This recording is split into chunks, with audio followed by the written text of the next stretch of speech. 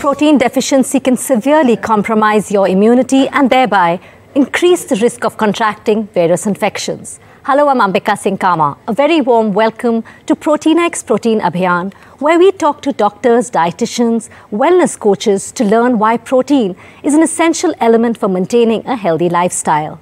Today, we're joined by Dr. Ashok Kumar Jhingan, Senior Director, Center for Diabetes, Obesity and Endocrinology, BLK Max. Thank you so much, Dr. Jhingan, for joining us today. You know, my first question is a very basic question. How important is protein for good health?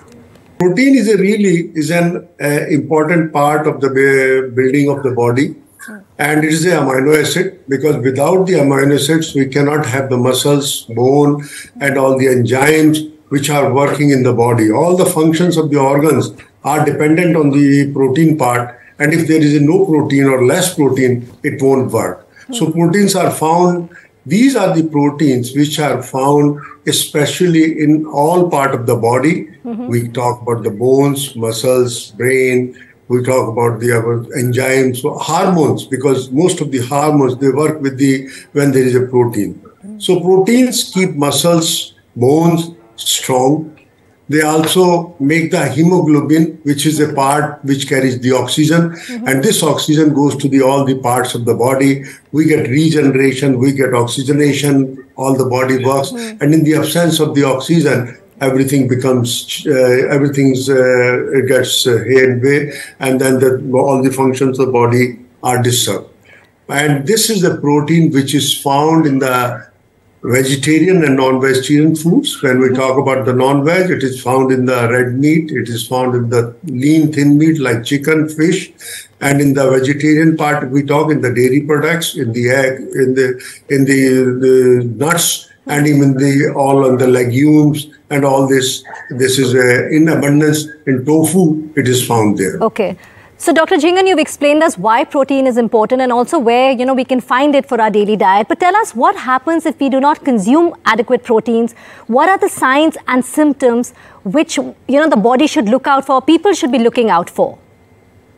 Yes, if we, like in the food, if we don't take the protein, this is because, as we know, that protein are essential for our body mass, muscle mass, for the enzyme.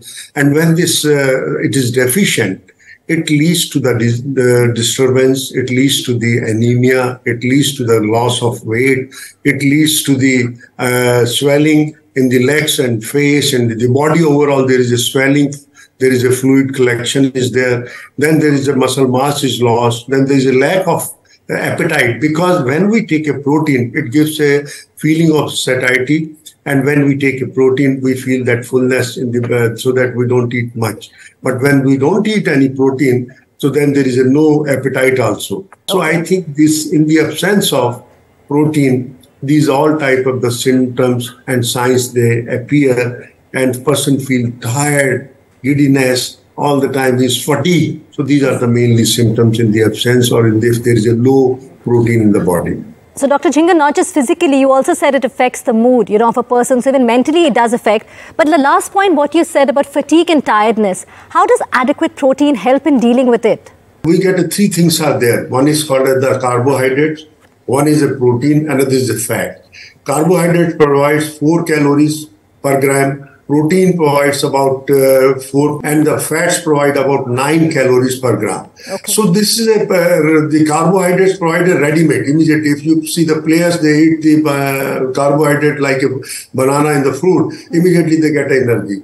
But the protein is energy which is a sustained energy, which gives you energy for a long time. That's why you feel all the time, don't feel a feeling of tiredness. You are fully charged, you are getting a full energy, and it's a slow, sustained release of the energy, which helps to maintain the body functions. Okay. And, if we talk about our lifestyle today, like how most of us are living it, so is current lifestyle a key reason for low protein intake amongst your patients? Do you see that often?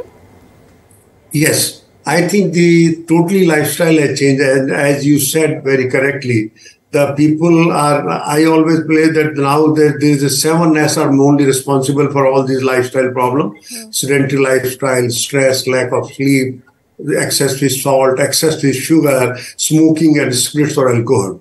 Now, when we are talking about the protein part, people are more, they don't have much time. They are always in hurry. So they always prefer to take a processed food or a junk food, which have empty calories, which does not contain much of the calories are there in that. And it does not provide that much of the energy. So my take-home message is that always take the diet, which should be a balanced diet.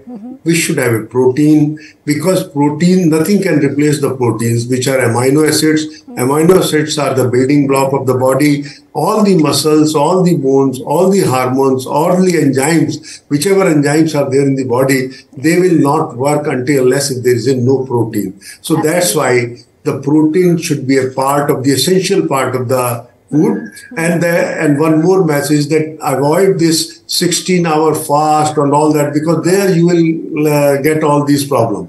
So, and even if you want to do that, go for a protein shake, after shakes or a powder. Well, thank you for explaining that really well. We have understood. I think most important is being mindful of what you're eating, of course, and thank you for explaining that.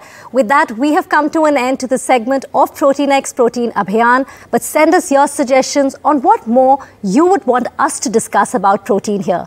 Write to us on our social media handles or log on to ndtv.com/proteinabhiyan and take the pledge. Use #ProteinPledge.